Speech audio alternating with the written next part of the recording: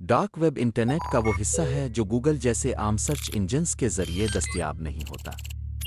ये खुफिया नेटवर्क्स पर काम करती है और इस तक रसाई के लिए खास सॉफ्टवेयर जैसे टूर ब्राउज़र की ज़रूरत होती है। डार्क वेब की गुमनामी की वजह से इसे अक्सर गैर कानूनी सरगर्मियों के साथ जोड़ा जाता है, लेकिन इसके जायज़ इस्तेमाल भी है। डार्क वेब पेचीदा इंक्रिप्शन और गुमनामी की तकनीकों पर मुनहसर होती है।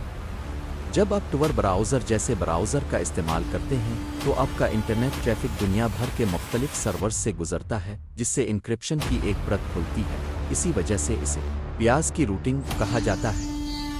इससे किसी के लिए आपकी सरगर्मी को ट्रेस करना इंतहाई मुश्किल हो जाता है। डार्क वेब पर मौजूद वेबसाइट्स के डोमेन नाम अनयान ई पर ख़त्म होते हैं।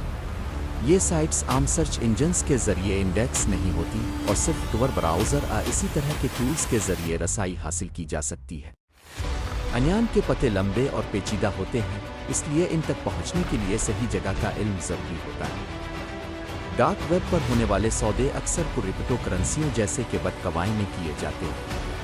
ये डिजिटल करेंसी इजाफी सतह की गुमनामी फराहम करती है, क्योंकि यह गैर मरकज़ी होती है और इसे रिवायती पैसे के मुकाबले में ट्रेस करना मुश्किल होता है। हैकर्स डार्क वेब को चोरी शुदा डेटा, हैकिंग टूल्स और दीगर गैर कानूनी डिजिटल सामान खरीदने और बेचने के लिए इस्तेमाल करते हैं। वो वेबसाइट्स पर साइबर हमले करने, आज़ाती मालूमात चुराने जैसी खिदमात भी पेश कर सकते हैं। वो गुमनामी के साथ काम करते हैं, अक्सर मार्केट पुल्सेस के ज़रिए, जहां वो अपनी खिदमात और मसनूआत बगैर अपनी शनाख्त ज़ाहिर किए पेश करते हैं। डार्क वेब पर मार्केट पुल्सेस मौजूद हैं, जहां गैर कानूनी मुनशियात और असलहा खरीदा और बेचा जाता है। ये सौदे इंतहाई राजदारी के साथ किए जाते हैं ताकि कानून नाफिज करने वाले इदारों की नज़र से बचा जा सके। डीलर अपनी मसनूआत को डार्क वेब मार्केट पुल्सेस पर दर्ज करते हैं और अदायगी को क्रिप्टो करेंसी में कबूल करते हैं। वो अक्सर खुफिया मवासलात का इस्तेमाल करते हैं ताकि ख़रीदारों से राब्ता करें। बदकिस्मती से इंसानी स्मगलर्स डार्क वेब का इस्तेमाल करते हुए अपनी गैर कानूनी सरगर्मियाँ अंजाम देते हैं, जैसे कि लोगों को जबरी मशक्क़त इस्तेहसाल के लिए फ़रोख्त करना। वो डार्क वेब की गुमनामी का फ़ायदा उठाते हैं ताकि पकड़े जाने से बच सकें और अक्सर खुफिया मवासलात के टूल्स का इस्तेमाल करते हैं ताकि अपनी सरगर्मियों को मरबूत करें। वो मुखबिर जो बग़ैर अपनी शनाख्त ज़ाहिर किए बदुनवानी गैर कानूनी सरगर्मियों को बेनकाब करना चाहते हैं। वो डार्क वेब का इस्तेमाल सहाफ़ियों के साथ बातचीत करने, हसास मालूमात को जारी करने के लिए कर सकते हैं। वो डार्क वेब का इस्तेमाल दस्तावेज़ात शेयर करने और महफूज तरीके से बातचीत करने के लिए करते हैं, जिससे उनकी हिफाजत और ज़राए की राजदारी यकीनी होती है।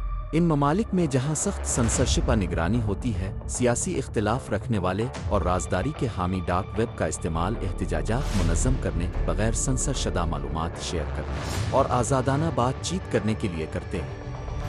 वो जुल्म व सितम से बचने और अपनी राय रखने वालों के साथ राब्ते में रहने के लिए डार्क वेब की फराहम करदा गुमनामी पर इन्हिसार करते हैं। अगरचे डार्क वेब को अक्सर गैर कानूनी सरगर्मियों से जोड़ा जाता है, लेकिन इसके जायज़ इस्तेमाल भी है। वो लोग जो राजदारी के बारे में फ़िक्रमंद हैं, जैसे कि सहाफ़ी कारकुन, वो लोग जो जाबराना हुकूमतों के तहत रहते हैं, डार्क वेब का इस्तेमाल अपनी बातचीत की हिफाजत के लिए करते हैं।